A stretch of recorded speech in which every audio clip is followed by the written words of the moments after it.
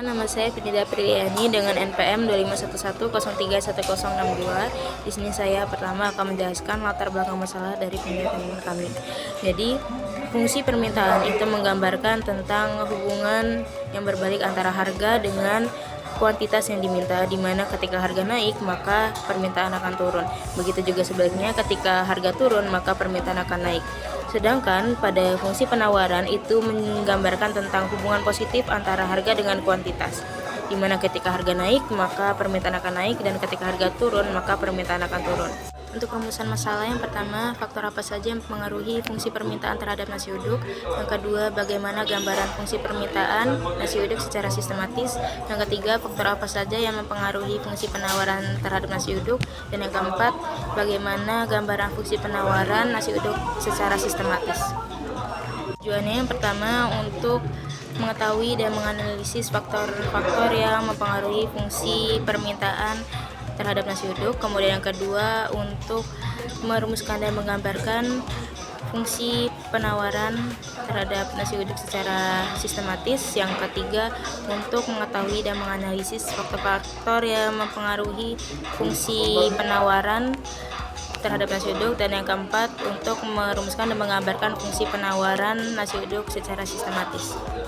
Dan untuk manfaatnya, itu yang pertama, dapat memberikan pemahaman mendalam kepada pelaku usaha nasi uduk mengenai faktor-faktor yang mempengaruhi penawaran dan permintaan pada produk mereka, sehingga dapat membuat strategi pemasaran yang lebih efektif.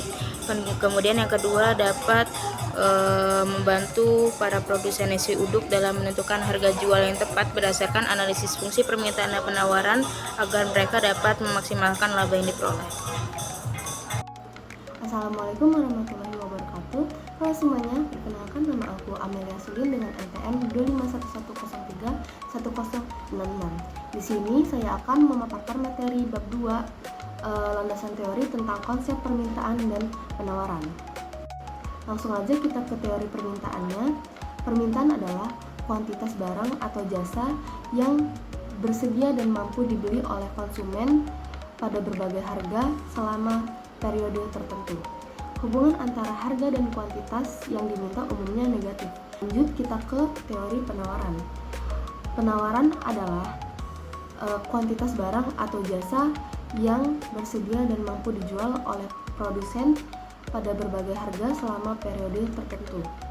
Hubungan antara harga dan kuantitas yang ditawarkan bersifat positif. Ada bentuk umum fungsi permintaan dan penawaran.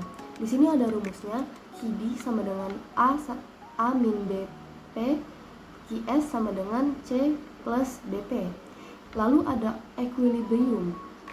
Equilibrium itu adalah titik keseimbangan. Rumusnya adalah QD sama dengan QS. Selanjutnya ada di sini equilibrium. Equilibrium itu adalah titik di mana jumlah yang diminta sama dengan jumlah yang ditawarkan pada harga tertentu. Ada faktor-faktor yang mempengaruhi permintaan. Yang pertama itu adalah harga barang itu sendiri. Jika harga barang itu naik, maka permintaannya akan turun. Hal itu akan mempengaruhi kuantitas permintaan.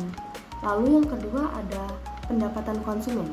Jika pendapatan konsumen atau masyarakat itu menaik, maka permintaan kepada suatu barang itu akan menaik juga. Oke, yang ketiga itu ada teknologi. Perkembangan teknologi dapat membuat proses produksi menjadi lebih efisien dan cepat, sehingga kuantitas atau barang yang dihasilkan oleh produsen itu bisa menjadi lebih banyak. Lalu yang keempat ada kebijakan pemerintah. Kebijakan pemerintah ini bisa seperti pajak, subsidi, atau aturan tertentu. Lalu ada ekspektasi harga di masa depan. Jika produsen mengira harga barang akan naik di masa depan, maka mereka mungkin akan menyimpan barang-barang tersebut untuk dijual di masa depan supaya keuntungan yang dihasilkan itu menjadi lebih besar atau lebih banyak. Lalu ada jumlah produsen di pasar. Jika semakin banyak produsen yang ada di pasar pada barang yang sama, itu akan menambah kuantitas barang tersebut juga. Lalu selanjutnya itu ada rumus turunan. Rumus turunan ini itu berfungsi untuk mengetahui seberapa cepat atau seberapa besar jumlah barang yang diminta saat harganya berubah. Lalu ada elastisitas harga permintaan. Di sini ada rumus turunan yaitu D/QD per DP.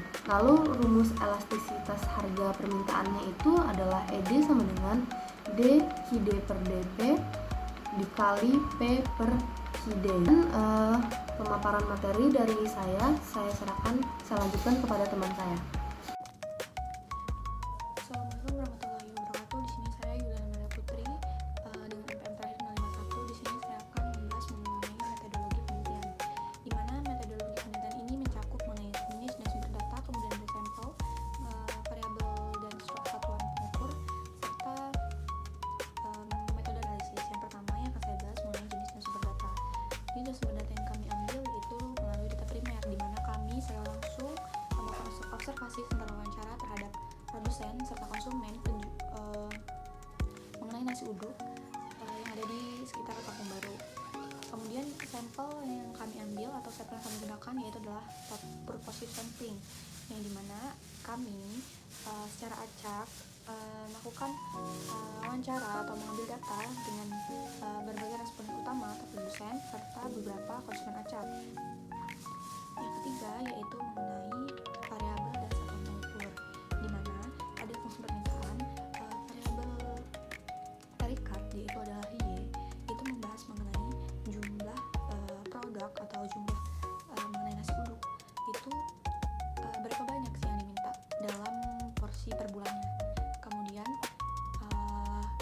pada fungsi permintaan juga terdapat variabel bebas yaitu yang kita sebut dengan X. Nah itu membahas tentang harga produk atau harga produksi nasi uduk itu dalam bisa bila diproduksi dalam porsi per bulannya. Kemudian ada fungsi penawaran pun juga sama, ada variabel bebas dan variabel terikatnya. Variabel terikatnya adalah Y dan variabel bebasnya adalah X. Variabel terikatnya Y itu membahas mengenai jumlah produksi nasi uduk yang ditawarkan oleh produsen dalam kurun waktu atau dalam porsi per bulannya. Kemudian begitu juga dengan variabel bebasnya atau X, itu juga membahas mengenai harga produksi atau harga yang ditawarkan oleh produsen dalam porsi atau dalam jumlah per bulannya. Nah, di sini kami menggunakan metode analisis regresi linear sederhana, di mana kami menggunakan metode ini agar mempermudah kami dalam mengetahui fungsi permintaan dan penawaran yang lebih detail terhadap data yang telah kami ambil dan telah kami proses, sehingga data tersebut bisa teranalisis dengan baik. Nah, bisa lihat pada Excel yang telah kami paparkan di layar PPT kali ini. Di sini bisa dilihat bahwa ada perubahan di mana satu variabel independen itu sangat mempengaruhi perubahan satu variabel dependennya. Misalnya misalkan variabel independen itu kan harga, kemudian variabel dependennya adalah jumlah barangnya yang diminta. Nah, ketika nasi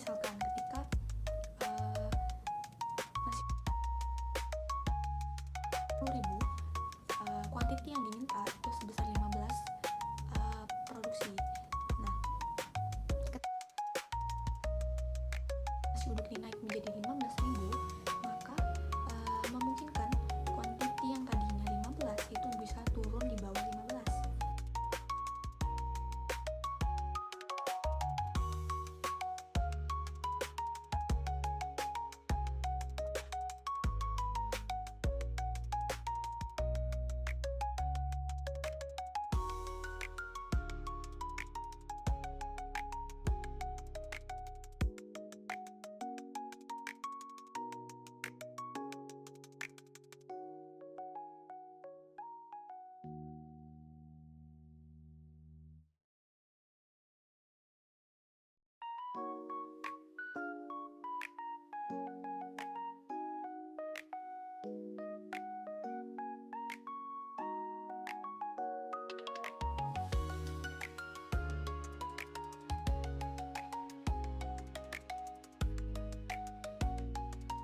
Sebelumnya perkenalkan, nama saya Gina Centrina dengan 3 NPM saya 076. Di sini saya akan mempresentasikan bagian 4, yaitu mengenai hasil dan analisis dari hasil observasi dan tabulasi kami.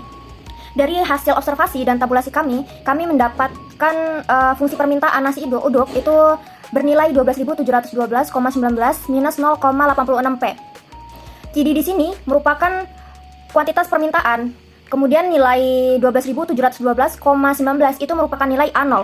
Apa itu A0? A0 itu merupakan intercept. Intercept itu nilai ketika X sama dengan 0. Jadi ketika X sama dengan 0, maka Y sama dengan nilai itu, nilai A0.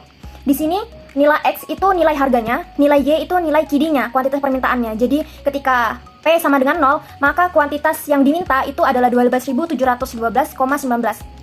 Kemudian minus 0,86 itu merupakan nilai koefisien regresi, yaitu besarnya perubahan KIDI setiap P naik satu satuan.